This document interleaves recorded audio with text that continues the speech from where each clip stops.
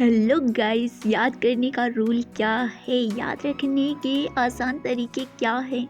Shorts notes बनाना है, बार बार revision करना है, माइंड मैप या फिर चित्र बनाना है, क्या करें? खुद से भी पढ़ना है और थोड़ा थोड़ा करके पढ़ना है, बट इसके अलावा भी मेरे दोस्त कुछ करना है। वो क्या करना है, इसका कारण आइए नीचे देखते हैं। लेकिन क्या ही बताएं कि पढ़ते तो बहुत ज़्यादा हैं बट भूल जाते हैं। लेकिन आज की इस वीडियो में हम ये बात करेंगे कि भूलने का क्या कारण है, इसका क्या मेन मकसद है, क्यों हम भूलते हैं। फ़ोन से बात करना नहीं भूलते, खाना खाने के लिए नहीं भूलते, कोई सॉन्ग सुन लेते हैं वो भी नहीं भूलते, लेकिन क्यों भूल जाते हैं। तो पहले तो हम बात करते हैं, ये हमारे 5 रूल हैं जो हम सब छात्रों की लाइफ में हमेशा डिस्ट्रैक्शन बनाए रखते हैं, हमेशा परेशान करे रहते हैं। बट क्या है वो कारण? पहले पहले क्वेश्चन को जानेंगे, देन उसके बाद उसके आंसर को जानेंगे। एंड अब बात कर लेते हैं वन बाय वन करके कि भाई हमारा दिमाग कैसा है, क्यों भूल जाते हैं हम छात्र। नंबर 1 पॉइंट ये है कि एक साथ बहुत सारे सब्जेक्ट पढ़ना, और जब दिमाग हमारा लोड हो जाता है तो क्या ही कर पाएंगे, इंफॉर्मेशन नहीं टिक पाती है भाई। दूसरा पॉइंट हमारा ये है कि रिवीजन की कमी पड़ जाती है, लेकिन दोबारा नहीं पढ़ना है। तीसरा पॉइंट हमारा ये है कि समय का सही बंटवारा नहीं, बिना प्लान के पढ़ाई नहीं हो पाती है मेरे यार। एंड चौथा पॉइंट हमारा ये है कि नींद और आराम की कमी, थकान बहुत ज़्यादा है दिमाग में, अभी भूल जाते हैं। एंड पांचवा पॉइंट हमारा ये है कि मोबाइल फ़ोन और डिस्ट्रैक्शन पढ़ते समय ध्यान तोड़ देता है। ये सारी ऐसे रीजन हैं जो स्टूडेंट को भूलने के लिए मजबूर करता है। लेकिन इसका क्या सल्यूशन है, आइए वन बाय वन करके बात करते हैं। क्योंकि हमारी लाइफ में हमें सक्सेस होना है, बट कैसे होना है इसका कोई प्लान ही नहीं बनता है हमारी लाइफ में। अगर कोई प्लान बनाता है तो वो अपनी लाइफ में आगे निकल जाता है, लेकिन वो कैसे निकलते हैं, क्या उनके अंदर वो कैपेसिटी होती है, वो रूल अपनाते हैं कि वो भूलते नहीं हैं और उनका पेपर भी अच्छे से निकल जाता है, वो अपनी लाइफ में आगे निकल जाते हैं। फिर कैसे, का क्या कारण है, आइए बात कर लेते हैं। ठीक है, नंबर 1 हमारा जो कारण था कि हमें बहुत सारे सब्जेक्ट पढ़ने हैं बट याद नहीं होता है। ठीक है, तो इसका जो सोल्यूशन है, इसका सोल्यूशन ये है कि आपको प्राइवेसी तय करनी होगी। ठीक है, कि आपको इतना ये करना है, आपको तय करना होगा कि मुझे ये पढ़ना है, लिखना है। जैसे कि पहले इसको सब्जेक्ट करना है, कि जैसे कि मैं एग्जाम्पल के तौर पे लेती हूँ सब्जेक्ट में polity, history, geography, economy, IR and other subject. इसके आगे आपको देखना है कि इतने सब्जेक्ट आपको पढ़ने हैं, तो इसमें कौन कौन से टॉपिक पढ़ने हैं। ठीक है, ये आपको अंदर दिमाग में भर लेना है कि हाँ अब मुझे इतना ही सब्जेक्ट पढ़ना है, और इसके अंदर कौन कौन से टॉपिक पढ़ने हैं ये आपको लिखना पड़ेगा। हाँ, पहले टाइम थोड़ा सा लगेगा, लेकिन जब आप आगे जाओगे ना तो उसमें टाइम नहीं लगेगा। ठीक है, अरे अब दूसरे पॉइंट की बात करते हैं कि दूसरा पॉइंट हमारा क्या है। सब कुछ याद करने की ज़रूरत नहीं है आपको कि सब कुछ याद करना है। ठीक है, लाइन बाय लाइन नहीं याद करना है। यहाँ पर जो आपसे कहता है ना कि मैं एक बुक 2 दिन में, 4 दिन में पढ़ के ख़त्म कर दूंगा ना, भाई उनकी औकात नहीं है कि वो वन बाय वन करके एक एक लाइन पढ़ के आपसे चैलेंज रख लें कि मैं 2 दिन में पढ़ लूँगा। ठीक है, अभी उनके हाथ में एक मोटी सी बुक रख दिया जाए और वो एक भी बार नहीं पढ़े हो, और उनको दे दिया जाए और कह दिया जाए कि आप इतना पढ़ लो और मुझे बता दो कि इसके अंदर क्या क्या है, और मैं आपसे क्वेश्चन करता हूँ और आप उसके आंसर जरूर दे देना। लेकिन वो नहीं बता पाएंगे भाई।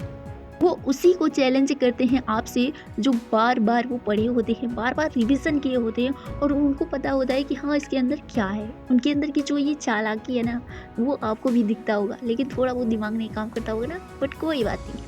तो आपको ऐसे पढ़ना है। ठीक है, लाइन बाई लाइन नहीं पढ़नी है, तो कैसे पढ़ना है, आपको कॉन्सेप्ट पढ़ना है, उसके साथ साथ आपको आंसर की याद रखना है कि इसमें क्या बोलना चाह रहा है। अगर आप कोई टॉपिक पढ़ रहे हो तो उसमें क्या है उतने में। ठीक है, अगर आपको नहीं याद हो रहा है मेरे दोस्त, तो आपको क्या करना है, एक बार उस टॉपिक को पढ़ना है, एक पैराग्राफ को पढ़ना है, फिर नहीं समझ में आ रहा है ना तो फिर से जाकर उसे देखना है इस पैराग्राफ में क्या बोलना चाह रहा था मुझसे। पहली बार में इतना ही याद हो जा रहा है तो क्या ही जा रहा है आपका।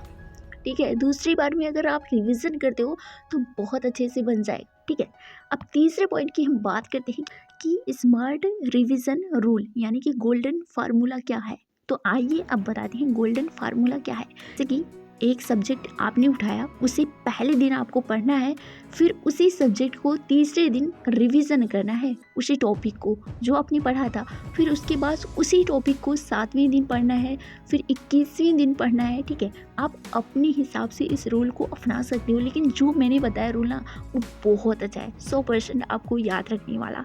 इससे भूलना बहुत कम हो जाएगा और आप नहीं भूलोगे। अगर आप किसी चीज़ को बार बार रिवीजन करते हो तो आपके दिमाग में भर जाएगा। ठीक, चौथे पॉइंट में हम बात करते हैं कि सब्जेक्ट जो हमारा है उसे छोटे छोटे हिस्सों में तोड़ के पढ़ना है। ठीक है, ऐसा नहीं है कि कोई बुक उठाया और वही है कि पूरा रख के पूरा पथन्ना पूरा पढ़ डाला। ठीक है, पूरा ग्रंथ पढ़ डाला, कुछ नहीं याद हुआ, क्या फ़ायदा है उसका। मतलब क्या आपने आज 500 पेज पढ़ लिए, बस यही गिनती करनी है कि आज मैंने 500 पेज पढ़ लिए, कल 700 पेज पढ़ने, क्या मतलब है, क्या मतलब है, कुछ नहीं याद हो रहा है। ठीक है, ये भी दिमाग में सोचना है कि मैंने इतना सारा पढ़ लिया बट कुछ नहीं याद हो रहा है, इसका मतलब क्या है।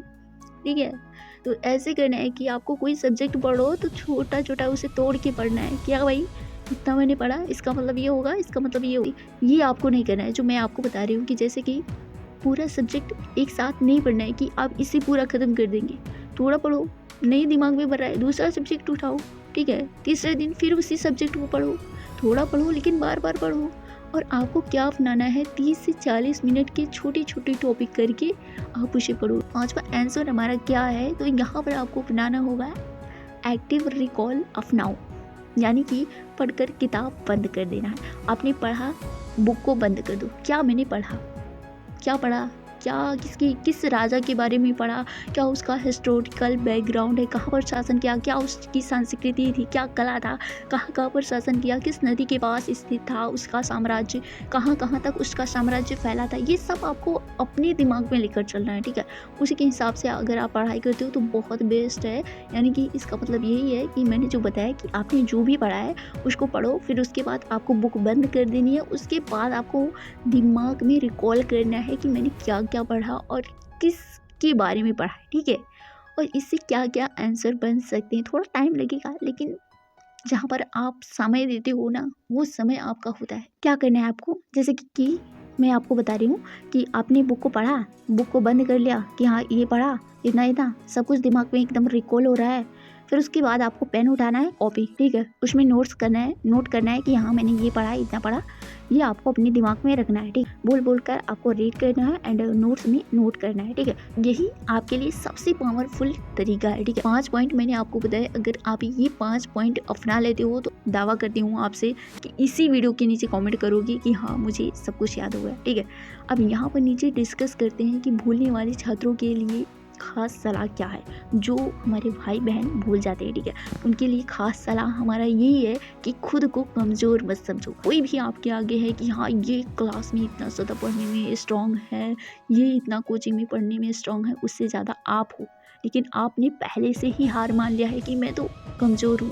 क्यों मान रहे हो भाई, क्या आप में कमी है? 2 पैर आपके पास है, 2 आँख हैं, 1 नोज़ है, 2 कान है, दिमाग भी उतना ज़्यादा है, मेमोरी भी है, लेकिन क्या कहीं आप अपनी मेमोरी का गलत जगह तो यूज़ नहीं करो?